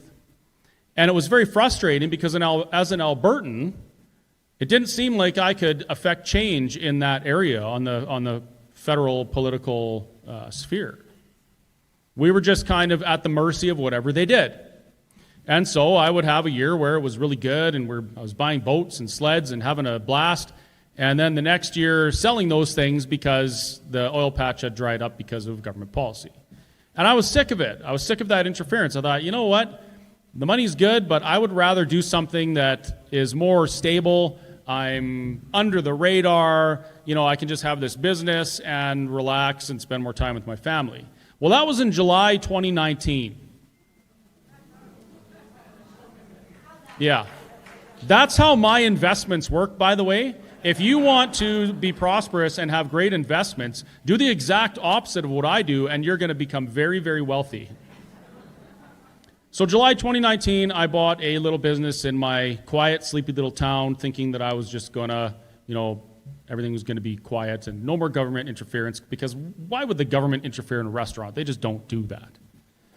Well, January 2020 came around, and we started hearing rumblings of, this pandemic that was happening. We saw videos of people dropping dead on the streets of China, which of course turned out to be fake. We were mostly fearful. I was, for sure, because, this was something unprecedented, and everyone was talking about it, and entire countries were shutting down. And then the government interfered with my business again. They shut my restaurant down for dine-in services, as they did everybody else. I wasn't alone in that. And I went along with that because that's what we do. We go along to get along. Nobody wants to fight the government. Nobody wants to stick their neck out. Nobody wants to, have people on social media knowing everything they're doing and then saying hurtful things or whatever. We're not into that, right? So we just kind of go along to get along. Now, during that year, during 2020, I was aware that there was groups out there kind of pushing back against what government was doing. I saw protests happening. I thought, I don't like this, but I don't really want to get involved. But something changed. And I can actually tell you when things changed for me, because before all this, by the way, I was completely politically apathetic. I would do this on social media. I would whine about the government. I would vote if I had time. But I didn't really do anything. But something changed for me as I got out of my car. This is kind of maybe the first quarter of 2020, maybe to into the second. And I didn't have my face mask. Now, I had been wearing this thing for months, everywhere I went, because that's what we did. We're doing our part, right? And I got out of my car, I didn't have this face mask, and I realized I feel uncomfortable without this thing. Something's happened to me where I can no longer exist without this thing to make me feel like I'm whole. And I thought, man, I think this is a problem. And I had already realized that things weren't quite what they said it was. We didn't see people dropping dead in the streets. We didn't see any of that stuff. There wasn't sirens throughout the day, every day. There wasn't hospitals filling up. As a matter of fact, we're finding out through alternative news sources mostly, that it was the exact opposite of what we're being told. And so all these things kind of culminated in me saying, holy crap, not only has the government interfered in my business and my life, they've changed the way I think. That was my big aha moment. But it still took me another, 7 months or something like that before I decided to actually stick my neck out and do something. So the rest is kind of history. You mostly, I'm sure you all know by now that I opened my restaurant in defiance of the illegal health orders. I had huge support. People from all over Canada flocked to my cafe because we're the only place open. Eventually, I was arrested, jailed for breaching a court order that said I had to follow the illegal health orders, which, by the way, there's never been any apology for that. And I ended up in court fighting the government. And I can tell you that's not fun. I mean, everything around it is kind of fun because who doesn't like poking the government in the eye? Who doesn't like, it's fun. But who doesn't like listening to lawyers talk about you and exposing the lengths that our government will go to silence us? Like we subpoenaed AHS's communications, anything to do with the Whistle Stop Cafe or Chris Scott, and we found things like, public health officers saying things like, hey, I got to respond to this COVID case in Lacombe, so I can't make it out to this thing, and then the reply in email was, can't we just say it was the whistle stop so we can get this guy? He's making us look bad. I'm not even kidding you. You can't even write this stuff. You can't make it up. So my whole perspective changed, and I started paying attention to what was going on around me. And as I'm fighting, I started to realize there is no winning. I can't win. I'm not going to win. There was no winning because the system that we've allowed to be created around us is not designed for us to win anything. It's designed to keep us as subjects in our place to maintain peace, order, and good government. That's what it is. So if it hadn't been for my good friend Jeffrey Rath and Leighton Gray lobbing a legal grenade ahead of me with the Ingram decision that declared the health orders illegal, I would have lost. Just like many other people lost. Everybody lost. My friend Chris Barber and Tamara Litch are in Ottawa right now being cross-examined for their part in standing up for themselves and for others. And I'll tell you, neither of them actually had to do anything. Chris didn't have to do anything. He was double jabbed to keep his job. He was able to freely do the things he wanted. He got pissed off because he saw other people around him being discriminated against. He got pissed off as he was sitting in a bar having a beer, watching other people get turned away because they wouldn't show their papers in Canada. Right now in this country, that can happen again and again and again, and it's legal. And if we fight it, we try and challenge it in court, we will lose. And it's not because that's right or righteous or that's the way things are supposed to be. It's because that's what we've allowed to be created around us.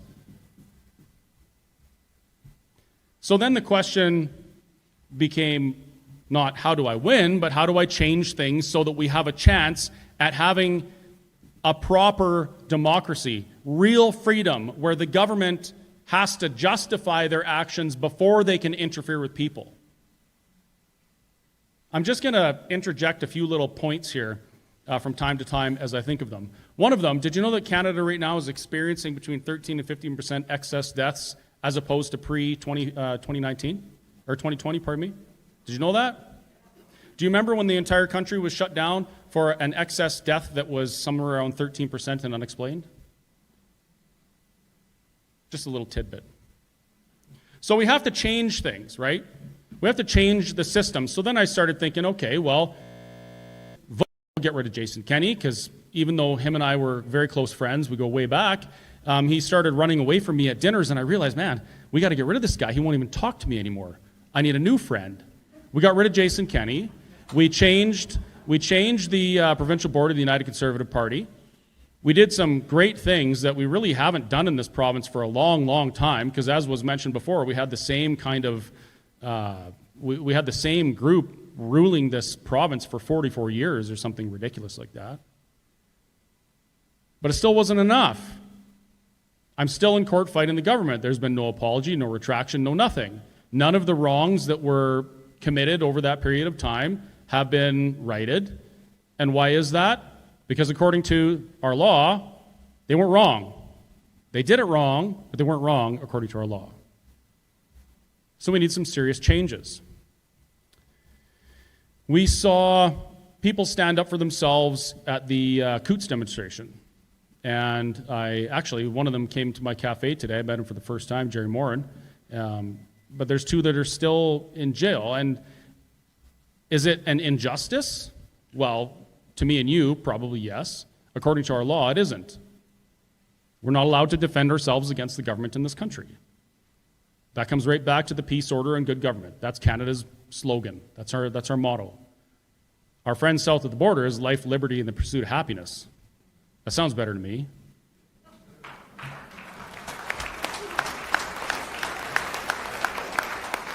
And no, that isn't an advertisement for a 51st state thing. I'm just saying that that's more of something that I would pursue rather than peace, order, and good government. Sit down, shut up, and listen to the government.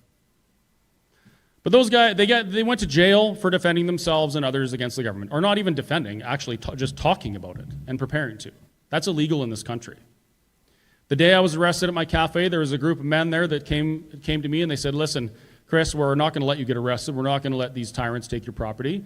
We will defend you. And I said, whoa, listen, that's like very illegal. Militias are illegal in this country. We can't do that. We can't defend ourselves. We're not even allowed to prepare to defend ourselves against law enforcement in this country. It's a jailable offense. And so I had to tell them, no, thank you for your offer, but if I get arrested, it has to happen. People need to see this. But something there needs to change.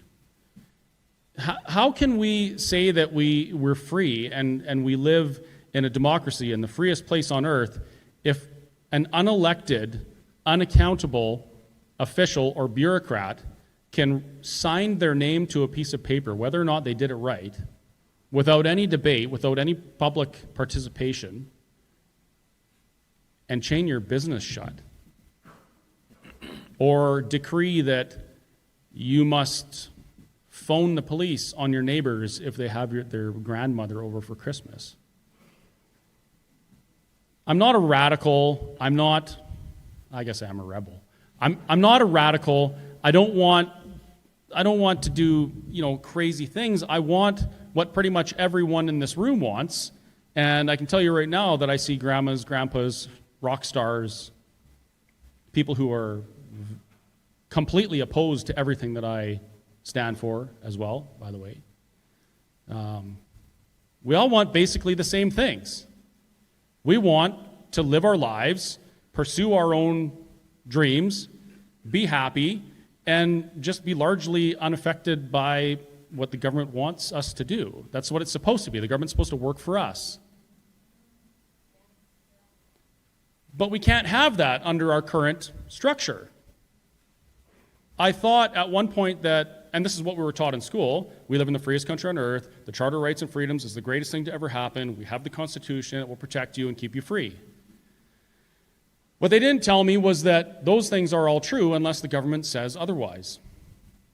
But I found that out the hard way, and you found that out the hard way as well. So then you start considering, how do we fix that? How do we make sure that we can be free and exercise democracy the way we want it to go? Well, we vote. We participate in politics, right? We influence the path that our province and our country is taking. We can influence the path that our province is taking. We've seen that. We've made lots of changes. But I will tell you about that, it hasn't been enough. Most of us in this room, I'm presuming, want an independent Alberta. There are some that don't.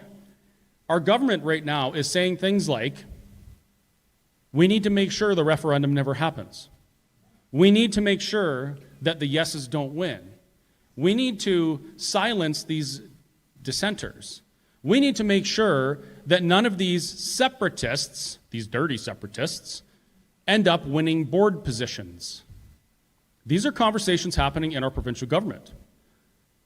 And we've taken great effort collectively to change that. But it still hasn't been enough. We just experienced a federal election, again, where the vote was called at the Manitoba border. And in a democracy, we have to accept that things don't always go our way, right? We have to accept that if the majority of people around us disagree with us and they want to pursue something different, then that's what we do because that's what democracy is. But when you can't influence that at all, as the West can't, that's a serious problem. We've had conversations about the Alberta pension plan. I've heard people say, if you don't like how the Canadian pension plan.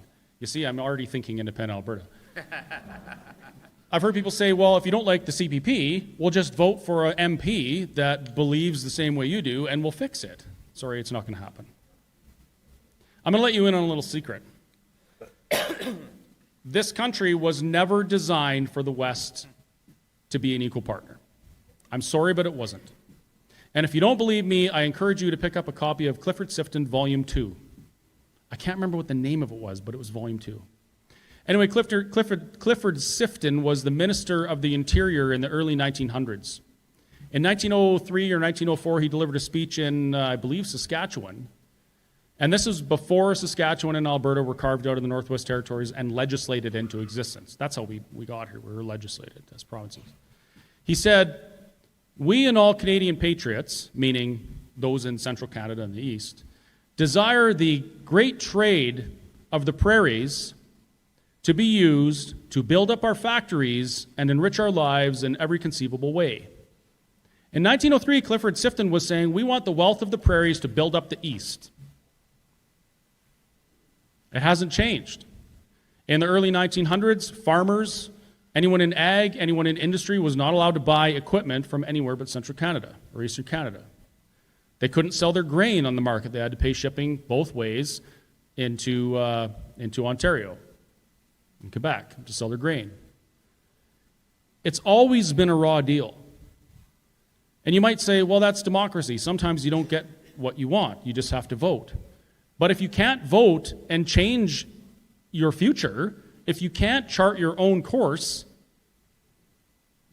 is it a democracy? Are we equal partners in Confederation? Are we equal members in democracy as Westerners in this country, in this Confederation?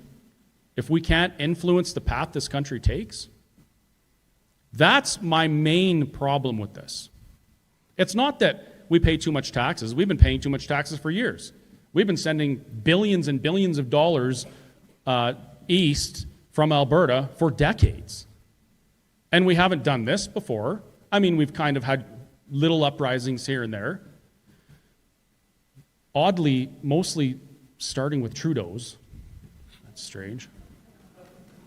But we haven't got to the point where we're polling Alberta and we're polling 55%, or 45%, pardon me, in favor of independence. That hasn't happened. What changed? It wasn't Carney. Our own government backed us in the province. It was us. We changed. Throughout COVID, there was probably millions of people in this country that started paying attention to things. Why? Not because it was interesting to them, not because they like politics, but because politics bent them over. And they were like, what just happened? And they started realizing something isn't right. And so they're paying attention. And now we experience yet another federal election in Alberta in which the election's called before we even vote, and people were ready to do something about it. This is not anything new. This has been happening for 120 years. But now, more people than ever before are aware that we have this problem and we need to fix it. In 2021, I attended an illegal gathering. It wasn't illegal, actually, those orders were all illegal. I attended a gathering in Nisku, Alberta, in a shop. And I listened to some speakers, and I spoke there as well. And we formed the Alberta Prosperity Project. And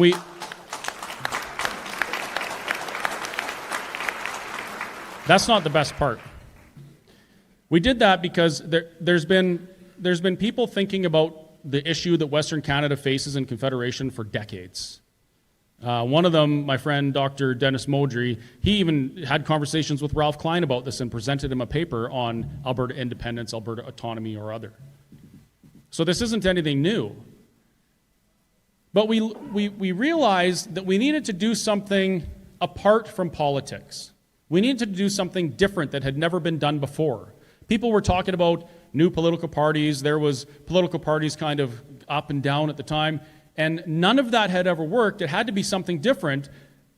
And what was decided was the thing that was missing was education. Very few people were aware of the merits and rationale of Alberta independence. Very few people were aware that there was this problem. We just all live under this delusion that we can vote for whatever MP our values align with, and they'll bring our voice to Ottawa, and Ottawa will give us what we want. That's not true at all. So the Alberta Prosperity Project started as an educational society, which it still is. And full disclosure, I actually sit on the board of the Alberta Prosperity Society that governs the Alberta Prosperity Project. So while I'm not involved in a lot of the day-to-day stuff or many events anymore because I have a business, I'm still very involved in the planning and the thinking behind the movement. So the goal was to educate Albertans how we fix these things. And we've had some ups, we've had some downs. The leadership race, the UCP leadership race kind of took a little bit of wind out of the sails when Danielle Smith won because everybody thought, oh, we have this great leader, she's going to save us. Let's go buy a boat and go to the lake. And then, she won the election, same thing. But the whole time, the goal has been to get the message out to as many people as possible. Now, there's a lot of limiting factors. One is, the biggest one is apathy. Failure for people to be involved in politics, even though politics is involved in every aspect of their life. The other one is funding. It costs millions of dollars to win an election. How many millions of dollars do you think it's going to cost to win an independence referendum? But now, the Alberta Prosperity Project has experienced a surge and a giant leap in momentum that we never even thought possible. Some of you, that's worth clapping for. Some of you might remember when I took on the role of interim CEO of the project for a time to do my part to keep the momentum going. I had to resign because I just didn't have the time. My business needed me, and I'm still recovering from the shutdowns and restrictions and things like that. You might think that donations help me pay that place off and I'm mortgage free. That's not the case at all. The only reason that my business still exists is because a very, very supportive couple bought my mortgage, which I still haven't been able to pay. I never thought it was going to be a winning battle. I expected that the government was going to squash me and I was going to lose everything, and I had to make peace with that. When it didn't happen, when the Ingram decision came down, I was kind of like, well, shit. I've kind of put all my eggs in this basket, knowing that they were going to take my basket and squish the eggs, and now I have all this work to do trying to rebuild it. And I'm trying, but it's it's not a super lucrative business. And I don't say that, this isn't like a sympathy thing, I'm just telling you that things aren't always peachy when you fight like this. But anyway, back to the Alberta Prosperity Project. I resigned as CEO, and another fella, Jonathan, took on the role. He was there for a time, and then Mitch stepped up and he took it on. One of my last kind of pieces of guidance when I resigned was that the Alberta Prosperity Project needed to not do any events, not spend any money, just maintain a network of dedicated Alberta patriots so that when the time was right, we could activate the network and educate the people as to what we needed.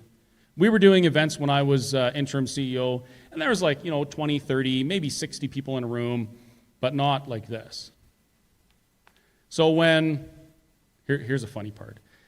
Well, you might think, some won't think it's funny. Do you remember when my friend Donald was talking about Canada, the 51st state? Do you remember when you first heard that, when you read those things and you saw that picture of Donald Trump standing on a mountain with a Canadian flag looking over Canada, the new state? The man is like a master troll. And I can tell you, I've read his book. I don't think he's after Canada as a 51st state. I think that's called an extreme anchor, where he's beginning negotiations with something so ridiculous that it throws the opponent off guard.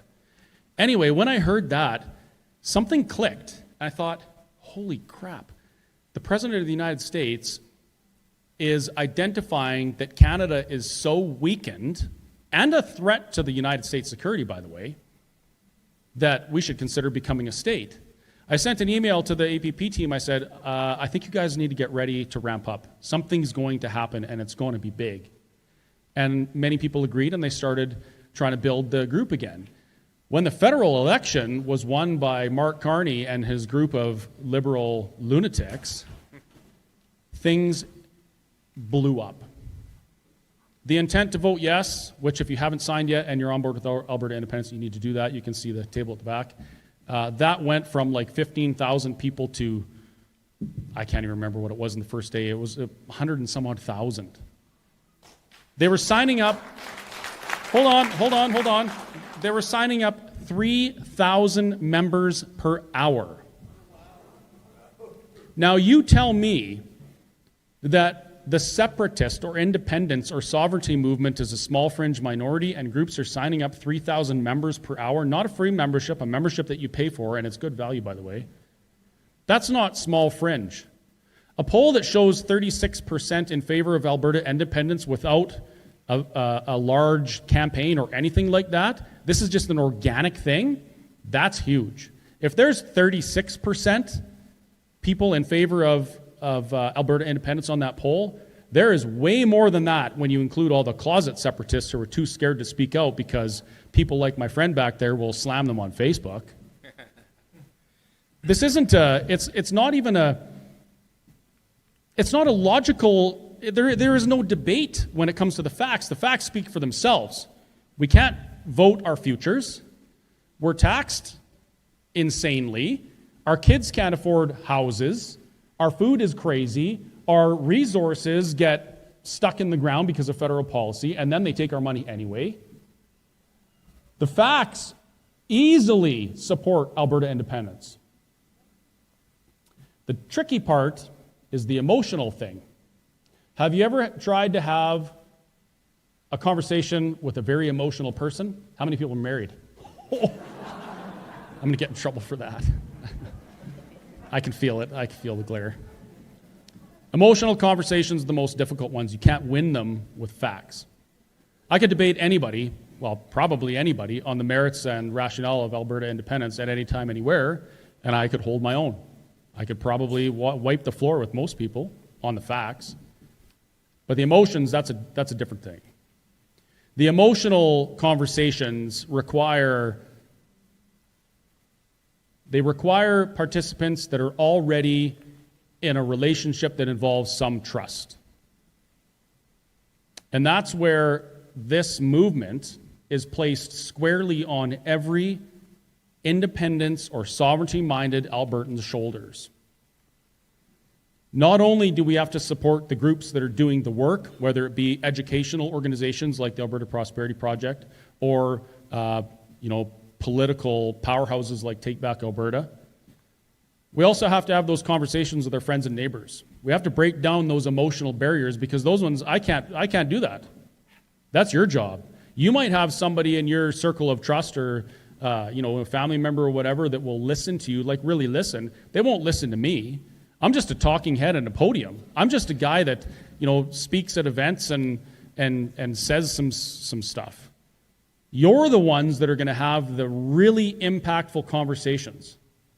And it might start off, with a little bit of anger or frustration on both sides. But if you can effectively communicate why it really is that you want to pursue Alberta sovereignty, you can start to change people's hearts. And it isn't about taxes. Sorry. I mean, it would be nice. It will be nice. Alberta will be independent. It will be nice when we pay less tax. It will be nice when we can manage our own wealth and affairs. But what I really want is the ability to impact my future and my kids' future. And right now, in this Confederation, we cannot. And if you believe that we can, well, I mean, I guess I haven't done a good enough job. There's a lot of information you can find on the APP website. I would say there's probably 15 to 20,000 man and woman hours of research and educational material on that site. All of the factual questions are answered, whether it's, what about us being landlocked? What about First Nations? What about international trade? What about currency? What about policing? What about immigration? What about military? All these things. Those questions have all been answered by people way smarter than me. I can repeat what they say. But all that stuff is there. And if you take the time to learn those things, and then you have these conversations with people who trust you and respect your views, you can be the real catalyst to this movement. There's 300 people in this room, or 200 people. I would estimate probably 160, 170 are on board with Alberta independence. Actually, let me ask you this question. How many people in this room are Alberta Prosperity Project members? How many people in this room are on board with the idea of a referendum on independence for Alberta?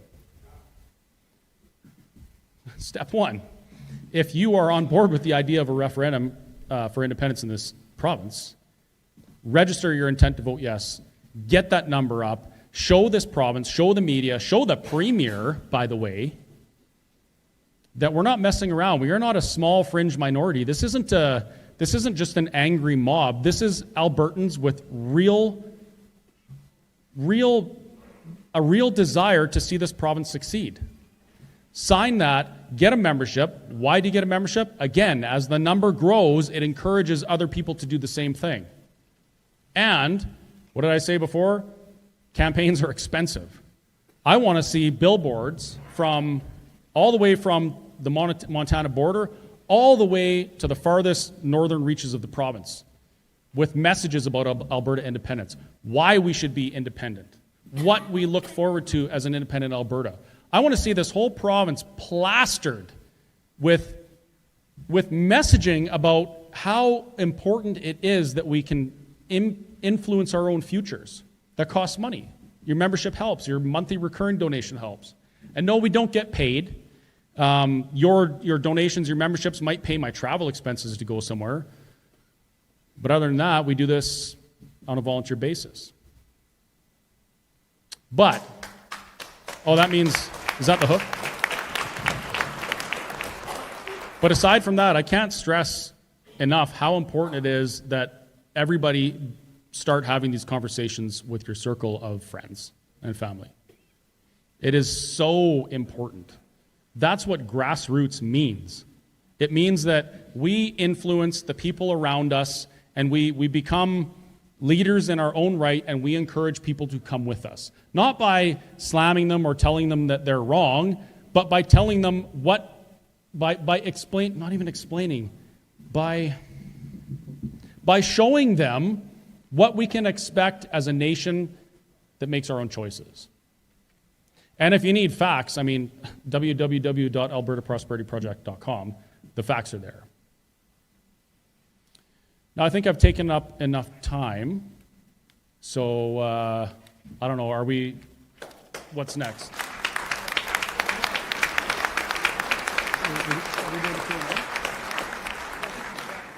Okay, so I'm going to reluctantly give up the mic. I would encourage you, whether you're on board with the idea of Alberta independence or not, please think about questions, like actual questions. If you're opposed to the idea, I will be happy to answer your question, to challenge any statements, whatever. Don't be shy. And aside from that, thank you very much for coming out on a Thursday night when you probably have better things to do. And I look forward to charting a new course in an independent Alberta with you fine folks.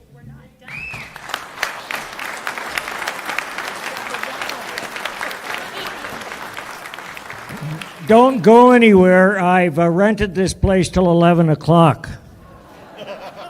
So there is going to be a Q&A.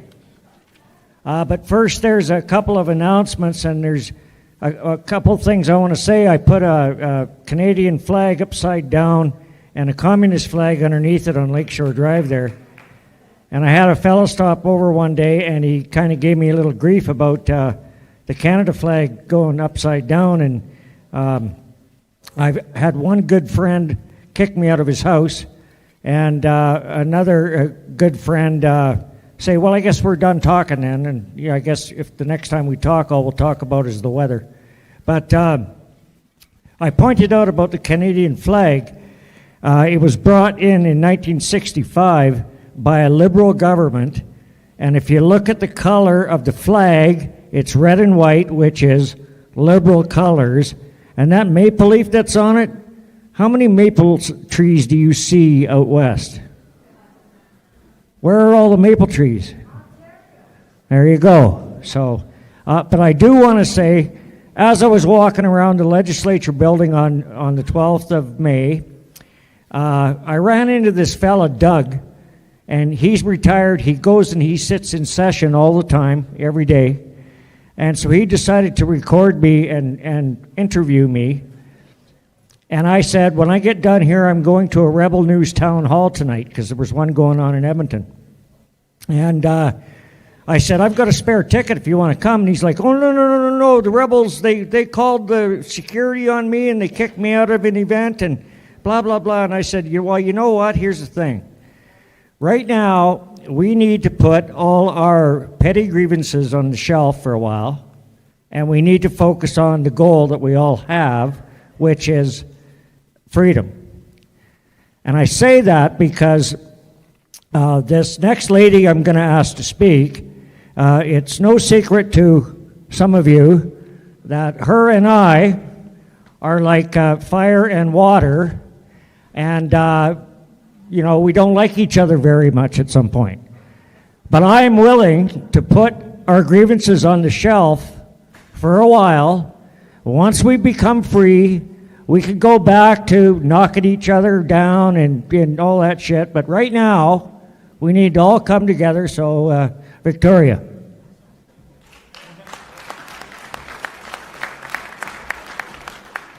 Well, that's quite the introduction. Good evening, and thank you to Wade and guests for providing all of us with a wealth of information, which truly is powerful, and to all of you for coming out on a Thursday night. A few of us are here tonight with Central Alberta Municipal Conservatives. We are currently growing our group of like-minded community members with the goal of engaging and inspiring Conservatives to support and elect like-minded candidates. We are seeking to do that by operating as a support network for both the community and for candidates during the election period as well as after the election. If you're interested in learning more about our AAA Conservative values, or if you're thinking of running in any of the Central Alberta Municipal School Board elections, we want to talk to you. The candidates we support must align with our values, and I would like to highlight two of them. Accountability of elected officials and administrators.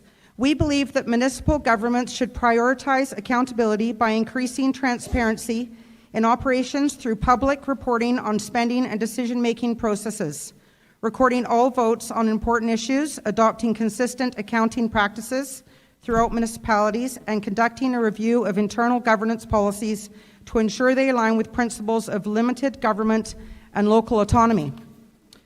Second is for school boards, academics over ideology. We believe that school boards should ensure that academic excellence is prioritized in schools. Curriculum should be outcome-based and delivered using proven methods rather than testing progressive trends. Emphasis needs to be on equipping students with strong literacy, numeracy, and critical thinking skills, while leaving stances on ideological issues to be made at home. You can find us at the table in the back and also on Facebook. It is going to take every single one of us to contribute our time to ensure we have successful municipal elections. Thank you.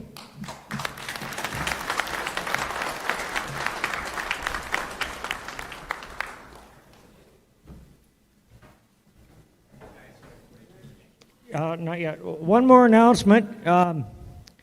It's Benita's turn. I went to the It was a fundraiser for Parents for Choice in Education in Edmonton, and I got there early, and then Benita took it upon herself to boss me around and set up chairs and go get this and tape that down and all that kind of stuff. So she's a pretty good organizer, and she likes to decorate. Anyway, so here's Benita.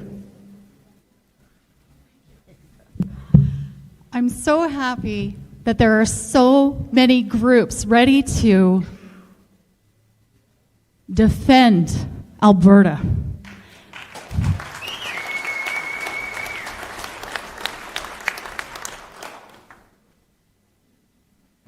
One of the groups that has joined the fight is the Alberta Conservative Association. I founded this group a few months ago. Priorities of the Alberta Conservative Association include educating Albertans about conservative values. Not just conservative Albertans, all Albertans. One of our priorities is outreach. We need to go where the people are who aren't yet in our mindset. How many of you agree with that?